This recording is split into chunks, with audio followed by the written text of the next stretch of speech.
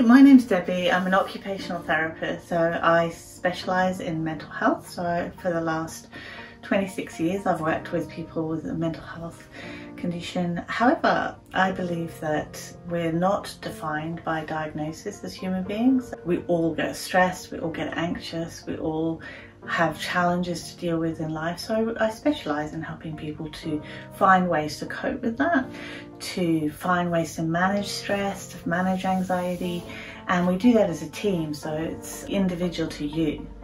So it's all about coping strategies and whatever works for you.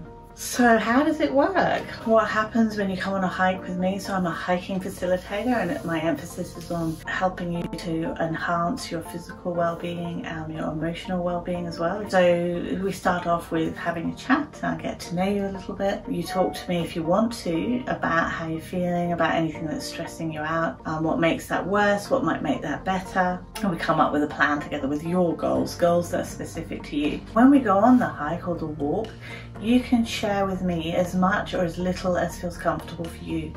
So there's no pressure for you to talk about your worries or your stresses. Just by going on the walk and being out in nature and being in a beautiful environment, getting our bodies moving, that helps us emotionally as well as physically. However, if you would like to, you can talk about your worries just by having a listening ear. That can help us feel better.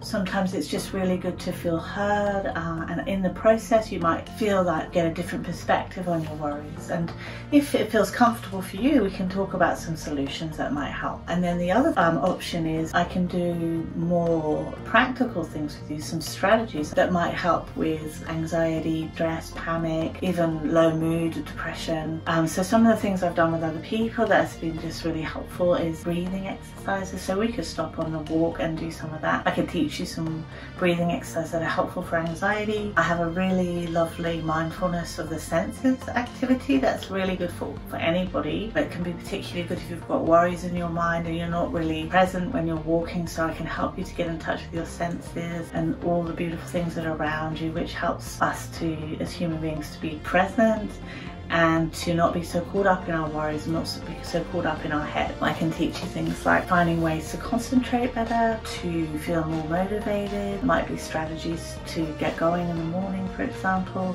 One of my favourite things that I really enjoy is teaching people about self-compassion. We're not very kind to ourselves in general, and so I've done some training in that, and I could share what I've learnt with you if that's something you're interested in. Also, there's things that we could do, the skill development we call it. So if we go for a walk or a hike and then you want to go for a coffee afterwards, perhaps set a goal of talking to people or feeling more comfortable with ordering in a restaurant. So that kind of thing we can work on. I could teach you simple meditations, that's your interest. Also well-being tips for life, like ways to improve the likelihood of getting a good night's sleep, that kind of thing. So there's lots and lots of things that we can do, but I'm here as a general support. So if you just want to come for a walk and improve your physical fitness and be in nature and have a supportive ear, that's what I'm here for as well.